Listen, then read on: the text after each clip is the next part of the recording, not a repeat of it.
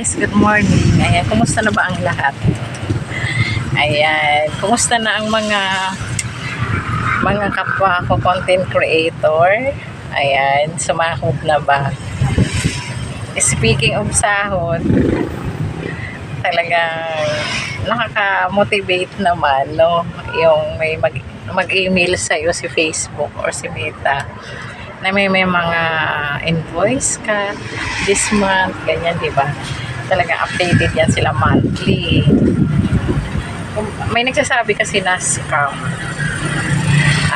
Para sa akin, hindi ko masasabing scam kasi may mga sumakot naman talaga mga kakilala ko. Yun nga lang, kailangan maabot mo yung na $100. Gano'n. Kaya yung mga nagmamadali na kumita agad. Wag muna. I mean, lahat naman gusto natin ng ganun, di ba? Pero syempre, kailangan talaga marami kang followers, marami kang mga videos na magaganda ang content. Ayan.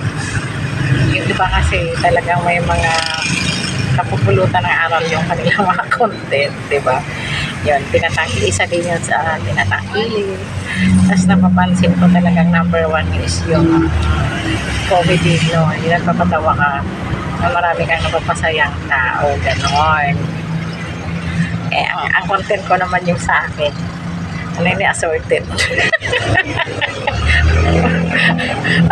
Walang kabuluhan ko na masaya lang. Ini-enjoy ko lang na may video ako na may upload ngayon, ganyan.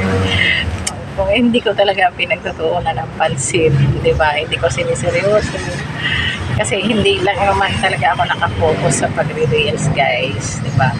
May small business naman ako na hands-on ako. At the same time, ako talagang nagtitinda pa na pag wala dito yung pamangkin ko or nandito, gusto ko nandito din ako kasi masaya ako na makikita ko yung mga suki ko. No? Kaya ayun. Ay umaga, nandito ako.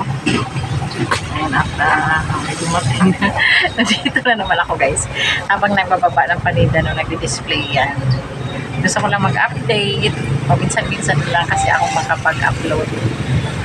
At alam ko namang nauumay din kayo sa aking mga sayaw-sayaw. Kasi nakalagay doon kung ilang segundo lang yung nanonood.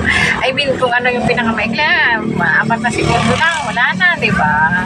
Kaya, yun, hindi naman talaga tinatangkilik yung walang kwentang sayaw-sayaw.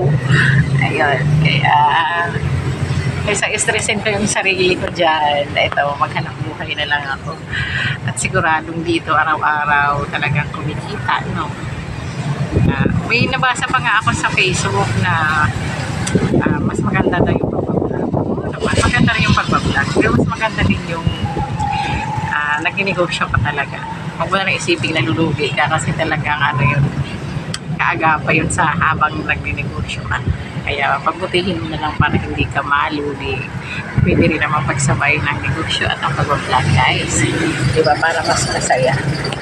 Ayan, kaya habang nagbababa ng yun lang, naisipan ko mag-recording ang aking pangungumusta sa inyo. Pero sa mga tumatangkilik sa akin ng mga followers ko, guys, maraming salamat po sa inyong lahat. Hindi man kayo showy na nagpapakita ng support sa akin, pero andyan makikita mo sa mga views, comment, ganyan, sa mga nagpapalakas ng loob sa akin na excuse me, na kaya ko. Ayun lang muna, no? Magandang araw sa inyong lahat. Kahit umulan, uminit, nandito lang ang si Aling Diyos ang nagmamaganda. Ayan, bye-bye! Thanks for watching, guys!